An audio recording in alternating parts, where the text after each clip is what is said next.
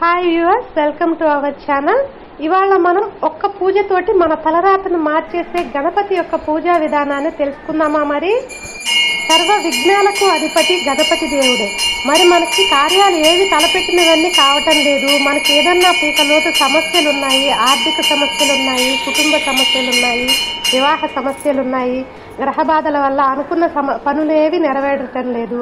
మరి ఈ సమస్యలన్నిటికీ పరిష్కారం ఏంటో చూద్దామా. మరి ఇప్పుడు ఈ వీడియోలో చూపిస్తున్నట్లుగా అరటి పళ్ళ మాలను గణపతి స్వామి మెడలో వేయటమే.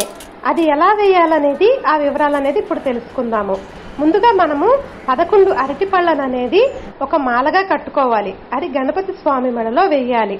ఒక అరటి పండుని గణపతి స్వామి యొక్క చేతిలో అనేది పెట్టాలి. ఇప్పుడు వీడియోలో చూపిస్తున్నాము చూడండి. ఒక అరటి పండును అనేది చేతిలో పెట్టి తర్వాత 11 రూపాయల దక్షిణ అనేది పెట్టాలి స్వామివారి చేతిలో. ఈ యొక్క మాలను మీరు స్వామివారికి డైరెక్ట్ గా వేయవచ్చు, లేదంటే పూజారి గారికి ఇచ్చి ఆయన్ని వేయమనవచ్చు. ఒకవేళ మీరు డైరెక్ట్ గా వేసినట్లయితే ఒక అరటి పండును మరియు 11 రూపాయలను స్వామివారి చేతిలో పెట్టండి. లేదంటే మీరు పూజారి గారికి ఇచ్చినట్లయితే అరటి పళ్ళ మాలను, ఒక్క అరటి పండును మరియు 11 రూపాయల దక్షిణను పూజారి గారికి ఇచ్చి అవి స్వామి మెడలో వేసి దక్షిణను పూజారి గారిని తీసుకోమని చెప్పండి. ఇంకొక నియమం ఏంటంటే స్వామివారి చేతిలో పెట్టిన అరటి పండును తిరిగి మీకు ఇవ్వవద్దని చెప్పండి. ఆ ఫలం అనేది స్వామి మీకు మీ కోరిక రూపంలో ఇస్తాడు. ఆ ఫలం మీరు తీసుకోకూడదు. ఓకేనా? ఇలా 11 వారాలు గనక చేసినట్లయితే తప్పక మీరు అనుకున్న కోరిక అనేది నెరవేరుతుంది. దానికి ఎగ్జాంపుల్ మేమే. ఎందుకంటే మేము ఈ 11 వారాల యొక్క పూజ చేయటం వల్ల మాకు బాబు పుట్టాడు. మరి మాకు జాబ్ అన్న ఎప్పుడు ప్రాబ్లం ఉన్నా కానీ మాకు జాబ్కి సమస్య లేకుండా అనేది చేశారు. ఈ స్వామి యొక్క పూజా విధానం అనేది అతి మహిమ గలది. ఎందువల్లంటే ఈ పూజా విధానాన్ని అనుసరించి చాలా మందికి ఆర్థిక ఇబ్బందులు కూడా తొలగాయి. మా ఫ్రెండ్స్ కూడా చాలా మంది చెప్పారు. అందుకే నేను అందరికీ ఈ విధానాన్ని తెలియజేసుకోవాలనుకుంటున్నాను. ఈ పూజ చేయటానికి కొన్ని నియమాలు ఉన్నాయి. అంటే మనం ఏమీ అన్నము నీళ్లు మానవలసినటువంటి పూజ ఏమీ కాదు. 11 శుక్రవారాలు మాత్రమే చేయాలి. ఈ 11 శుక్రవారాలు మాత్రం శాకాహారం మాత్రమే తీసుకోవాలి. మీరు ఇది టిఫిన్ కి ముందు వేయవచ్చు. తలస్నానం చేసి ఈ దండను అనేది మీరు టిఫిన్ చేసే ముందు ఈ దండ వేశాక మీరు టిఫిన్ తినొచ్చు. కానీ ఈ రోజు మొత్తం మీరు బయటి ఆహారం ఏది తీసుకోకండి. ఇంట్లో చేసిన ఆహారం, ఈవెన్ కాఫీ టీలతో సహా మీరు ఇంట్లో చేసిన పదార్థాలను మాత్రమే స్వీకరించాలి. ఉల్లి వెల్లుల్లి లాంటి పదార్థాలను ఇవాళ ఒక్కరోజు నిషేధించండి.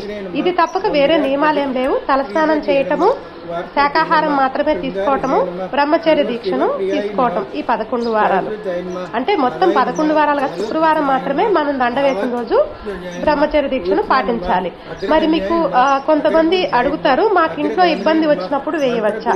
ఇబ్బంది అంటే ఆడవారి యొక్క సమస్యలు ఇలా ఉన్నప్పుడు వేయకూడదు. నెక్స్ట్ వారం వేసు.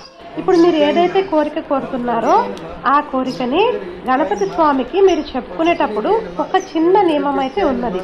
మీరు పూజారి గారు ఉంటే పూజారి గారి చేత మీ గోత్రము మరియు ఎవరికైతే సమస్య ఉందో వారు పూజ చేస్తూ, వారు కుదరకపోతే వారితో వారి ఇంట్లో ఎవరైనా వారి పేరుతోటి 11 వారాలు చేయవచ్చు. వారి పేరు, వారి ఒక్కరి పేరే చెప్పండి. వారి పేరు గోత్రంతో సమస్యను చెప్పుకొని పూజ చేయమని పూజారి గారికి చెప్పండి. లేదంటే పూజారి గారు అవైలబుల్ లేకపోతే మీ అంతటా మీరే మీ గోత్రము, మీ పేరు చెప్పుకొని, మీ సమస్య చెప్పుకొని స్వామివారికి ఈ 11 అరటిపళ్ళ మాలను వేసి చేతిలో ఈ అరటిపళ్ళను పెట్టి 11 రూపాయల దక్షిణను పెట్టి మీరు పూజ చేసుకోవచ్చు. ఈ పూజకు మీకు కావాల్సింది డజన్ అరటిపండ్లు 11 మాలకి ఒకటి చేతిలో పెట్టడానికి 11 రూపాయల దక్షిణ మాత్రమే. ఈ వీడియో గనక మీకు నచ్చినట్లయితే గనక మీరు తప్పక లైక్, షేర్ అండ్ సబ్స్క్రైబ్ చేసుకోగలరు. Thanks for watching. Have a nice day.